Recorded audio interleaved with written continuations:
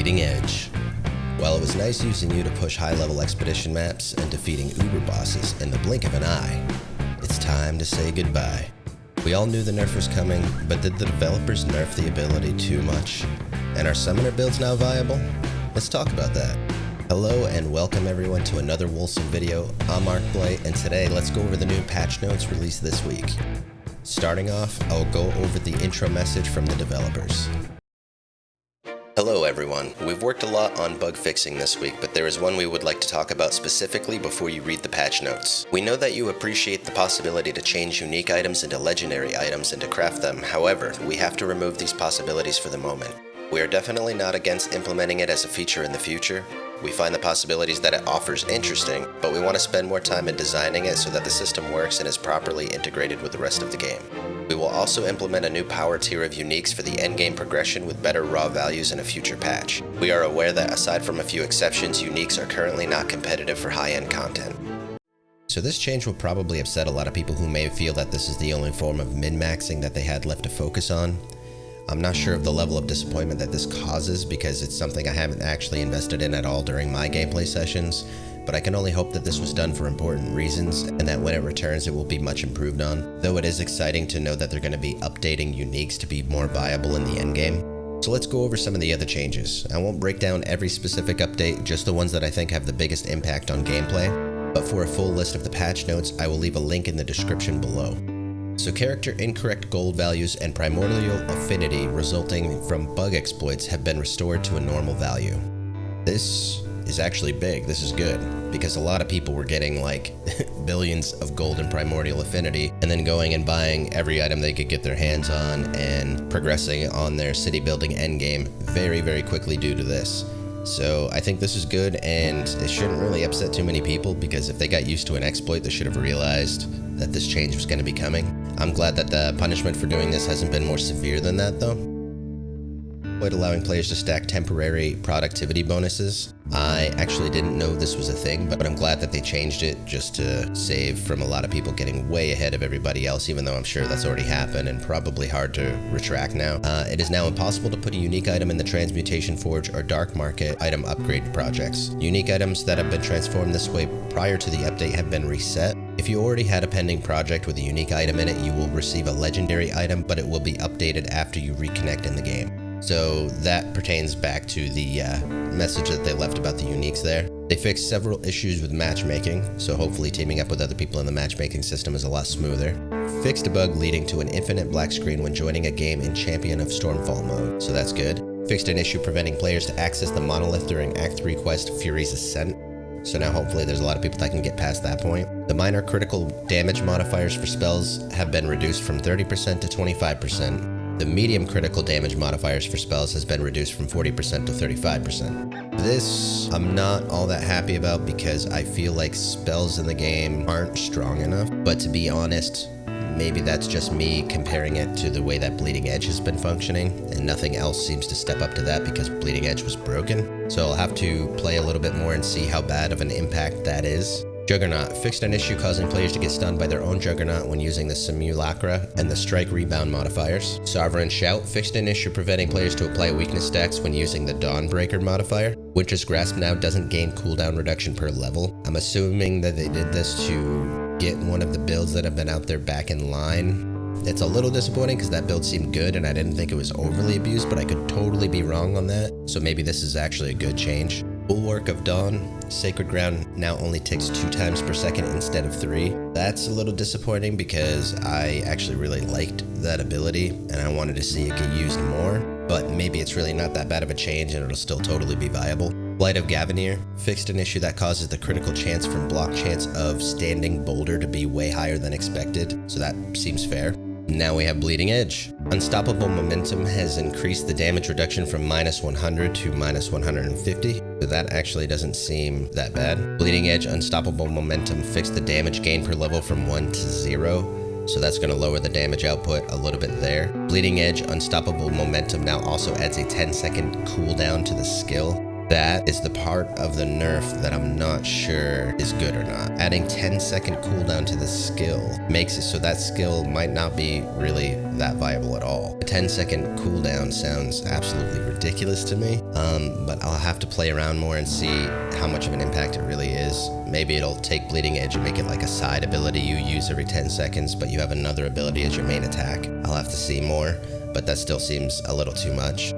Bleeding Edge Despotic Perseverance reduced the damage multiplier per ailment stack from 20% to 2%. Now this, I knew they were going to nerf this specifically, but I honestly didn't think they'd go from 20% to 2%, but maybe that's actually where they intended it to be, and I'll have to play more to see how big of a change that is, but I know it's going to be a really, really big change. I just hope that these changes to Bleeding Edge aren't going to make Bleeding Edge completely like disregarded by everybody out there. Another one, Bleeding Edge Self-Adjusting Principle, reduced the projectile speed multiplier from 1.75 to 1.3, so that's going to tick a lot slower. So with the changes to Bleeding Edge, I feel like it's going to seem like a drastic nerf to so many people. They're going to feel like they were doing fantastic, and then they're going to go to being borderline useless, at least by comparison. But I want a lot of people to keep in mind that ability was broken. It was absolutely broken. I don't think the developers intended for us to be clearing level 187 content so soon and so easily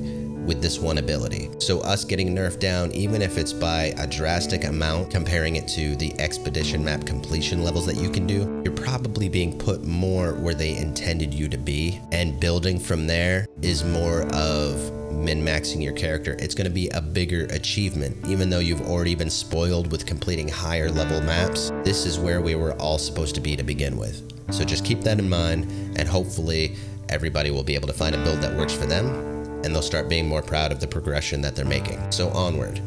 With summoning skills, they've done a lot of changes to summoners, and when I get done with this video, I'm going to log on and I'm going to immediately try the summoner and see if it's now viable.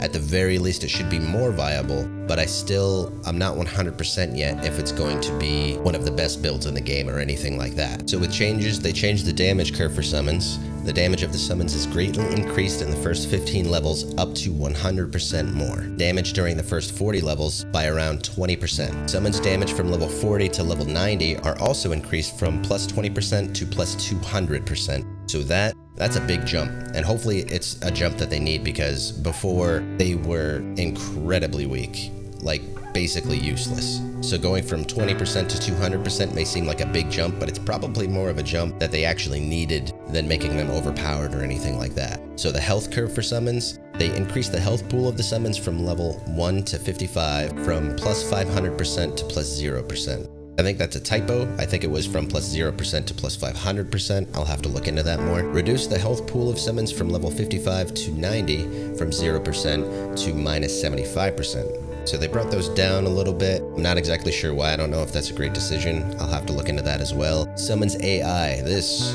was a big one. Summons should now move faster and stay ahead of their summoner while traveling. Summons now engage targets from further away. Melee summons attack shape has been improved, so now they hit a larger area. These are probably some of the biggest changes right here. I know they needed to do more damage and have more health in general, but it was their AI that was such a huge issue. Most of the time you'd run out there, your summons would stay behind you 90% of the time. They would never get close enough to actually start engaging in any kind of combat. So it would force you to have to like run through a pack of mobs just to get your minions involved. And then when they were involved, they still weren't very useful. They die very, very quickly. They wouldn't deal a lot of damage. So hopefully all these changes together are going to make summons significantly better. I'm going to immediately change my character over to a summoner, and I'll have an update video on that covering how good it all is now. But anyway, let's continue on. So skills. Liver Mortis. The Immortal Maw's base health multiplier is reduced by 30%. That sucks. Liver Mortis was probably the only summon skill I was actually pretty impressed with, because he would pull threat from a lot of enemies and he would survive and handle so much. He didn't deal a lot of damage or anything like that, so him staying alive and keeping attention was like the biggest plus to having him on your team. So now with that reduced by 30%, I don't know if that's going to make him start dying very, very frequently.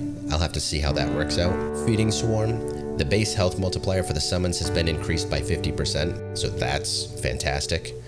Hunting Swarm. The base health multiplier for the summons has been increased by 100%. So what I'm thinking now is where they had the reduced health pool of summons from level 55 to 90, from 0 to minus 75%, maybe they did that because they added these buffs here. So that makes a little bit more sense. It sounds like they're basically just going to be more viable more consistently, instead of only at certain levels. With Parasite, we have increased base bonus damage to possessed monsters from 100% to 300%, which is awesome. I love the ability Parasite, and to have it be better is just gonna make life so good. Parasite, possessed monsters now have a bonus of 50% attack and cast speed. Parasite, possessed monsters now have a bonus of 100% movement speed. That is great. Now they'll be able to keep up more, be more engaged with combat. I love it. Parasite. On Shoulders of Giants modifier now increases the minion's health by 40% and the minion's damage by 33%. Another great change. Fixed a bug where possessed monsters didn't have the base bonus applied by Parasite, so that's good. I didn't know there was a bug there, but it's not a surprise at this point. Having that fixed should hopefully help out a lot with that. And then onward to some of the passive skill nodes. Armsmeister, Virtuous Stance, and Probing Weakness stances now give minus 25% to all resistance scores instead of 0%, so maybe those were a little too powerful and they made it so that you're a little more squishy. The critical damage has been reduced on many nodes from 20% to 15%, and from 14% to 10%, and from 10% to 5%. So those are big hits on the crit damage, which kind of sucks, but at the same time, there was a lot of abilities that were kicking off crits like easy, super easy. So maybe this is just to get everything more in line. Feudal Endeavor now increases block efficiency from 14% to 20%. I think that's decent, though it seems like there's a lot of block efficiency already in the game, so I don't know if that's going to be the next broken thing that everybody focuses on, is how easy it is to block things. But I could totally be wrong on that, and I'll have to look more into it. Merciless Lethality critical damage modifier is reduced from 100% to 60%. So that's probably fine. That's probably getting things more in line. Fixed an issue causing the Toxic Emanations passive node to stop working after teleporting. That's always good. Noxious Swarmwings have been temporarily replaced by other creatures while we work on their hitbox issue. I don't know if people realized how big of an issue this actually was, but those Noxious Swarmwings, they'd be flying around and so many people couldn't even target them. Like, they'd be trying to hit them, you'd have to use like an AoE or a general attack to try and hit them. So with them being removed to be fixed, I'm totally fine with that. Wealth Omens now give 1 stack of gold per hit instead of 3. Kind of a bummer. I didn't really pay attention to how much gold they were actually giving me, so maybe that was a little too much. I'll have to see if it's a big deal or not. Pacified Brothers, Pacified Aerophants, Risen Brothers, Risen Aerophant are now correctly affected by the pull effects such as Tracker's Reach, so that's always good. Chapter 3 boss. Reduce the range of the lightning ball by 20%, reduce the range of the orbs by 15%, increase the visibility of the visual effect warning about the activation of an orb.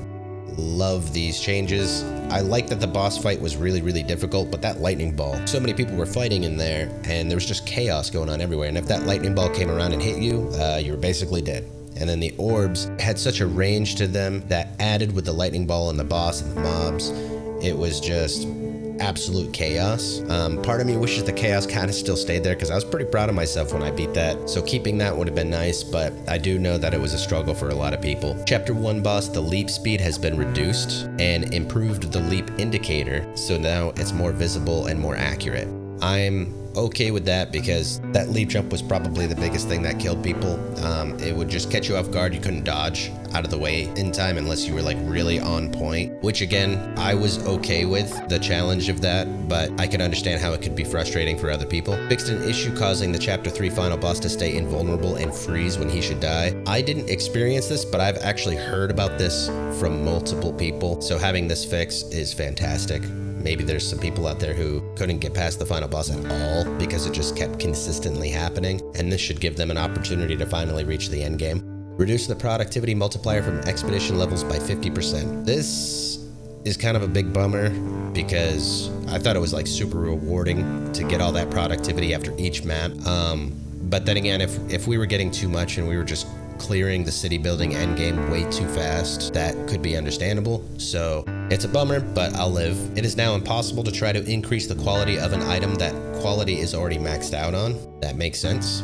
Reduce primordial affinity prices for Uber bosses projects at the dark market from 10,000, 20,000, and 30,000 to 2,000, 5,000, 10,000. That is awesome. because fighting the Uber bosses was super easy, but paying that much to be able to fight them was ridiculous, especially where after you beat the bosses, you don't really get like a crazy amount of loot or rewards for doing it. So getting that more in line is good, but I really hope that they make the rewards from doing it more impressive as well.